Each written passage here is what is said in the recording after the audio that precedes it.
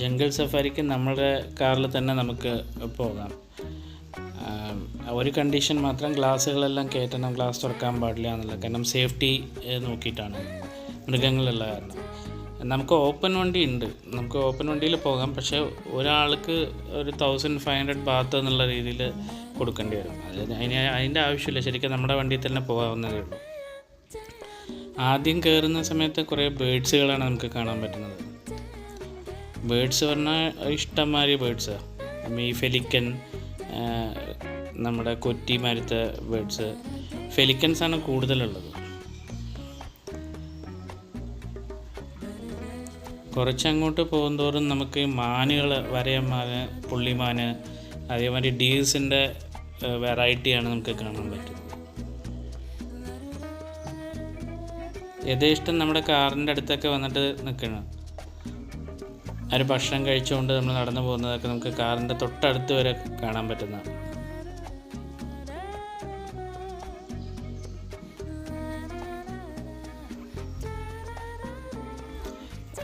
Zebra വളരെ അടുത്ത് വന്നിട്ടുണ്ടായിരുന്നു. നമ്മൾ പോകുമ്പോൾ അതിനൊരു പേടി പോലുമില്ല. നമ്മുടെ അടുത്ത് വന്ന് ശരിക്കും ആ വണ്ടിയുടെ ഇടയിൽ ബ്ലോക്കാക്കി നിൽക്കുന്ന രീതിയിൽ വന്നിട്ടുണ്ടായിരുന്നു. ഒട്ടകം, സീബ്ര, അതേമാതിരി ജിറാഫുകളുടെ ഒരു പോർഷൻ നിറച്ച് ജിറാഫുകൾ മാത്രമേ ഉള്ളൂ.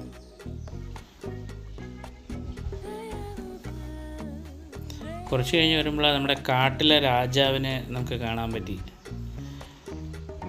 വേറെ ആരുമല്ല, നമ്മുടെ സിംഹത്തിൻ്റെ ഒരു കൂട്ടം തന്നെയുണ്ട് അവിടെ. വയസ്സായ സിംഹങ്ങളും ഉണ്ട്, നല്ല എനർജറ്റിക് ആയിട്ടുള്ള സിംഹങ്ങളും ഉണ്ട്. നമുക്ക് ഈ മൃഗങ്ങളുടെ ഡേഞ്ചറസ് ആയിട്ടുള്ള അനിമൽ ഉണ്ടെന്ന് അറിയണതിൻ്റെ എങ്ങനെയാണെന്ന് വെച്ചാൽ, അതിൻ്റെ അടുത്ത് ഫോറസ്റ്റുകാരുടെ 2 ജീപ്പ് നിൽക്കുന്നുണ്ടാവും. സേഫ്റ്റിക്ക് വേണ്ടിയിട്ടാണ്. ഇത് ഇത്തിരി കുറച്ച് വയസ്സായ സിംഹമാണെന്ന് തോന്നുന്നു.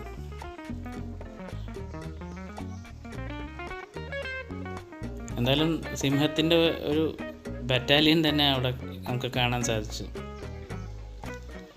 അടുത്ത നമ്മുടെ ബംഗാൾ കടുവ, നമ്മുടെ സ്വന്തം ഇന്ത്യൻ വംശജനായ ബംഗാൾ കടുവ. കണ്ടില്ലേ, ഞാൻ പറഞ്ഞ മാതിരി ആ ജീപ്പ് കണ്ടു, ഒരു വരയൻ ജീപ്പ്. ആ ജീപ്പുള്ള സ്ഥലത്താണ് ഈ വന്യമൃഗങ്ങൾ കൂടുതലും കാണുന്നത്. ഇത് ഡേഞ്ചറസ് ആയിട്ടുള്ളത്. നോർമലായിട്ടുള്ളവരെയൊക്കെ നമുക്ക് എല്ലാവിടെയും കാണാൻ പറ്റും. ഇത് കടുവ, ബംഗാൾ ടൈഗർ, എല്ലാം നല്ല സൈസായിട്ടുള്ള ബംഗാൾ ടൈഗേഴ്സാണ്.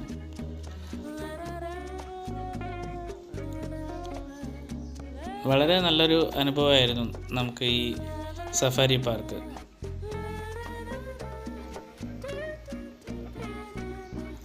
ഒരു അരമണിക്കൂറാണ് നമ്മുടെ ജേണി. നമുക്ക് ഉള്ളിൽ കൂടെ വണ്ടി ഓടിച്ച് പോകാൻ വേണ്ടിയിട്ട് ഒരു ഹാഫ് ആൻ അവർ വരും. റൈനോസറസ്, നമുക്കത് റൈനോസറസിനെ കാണാം. എന്തുകൊണ്ടും ഈ യാത്ര നല്ലൊരു അനുഭവമായിരുന്നു. തായ്ലാൻഡിൽ വരുന്ന ആൾക്കാർ എന്തായാലും ഈ സഫാരി വേൾഡ് കണ്ടാലേ ആ ട്രിപ്പ് കംപ്ലീറ്റ് ആവുള്ളൂ. അങ്ങനെ നമ്മൾ ആ യാത്ര അവസാനിക്കാറായി.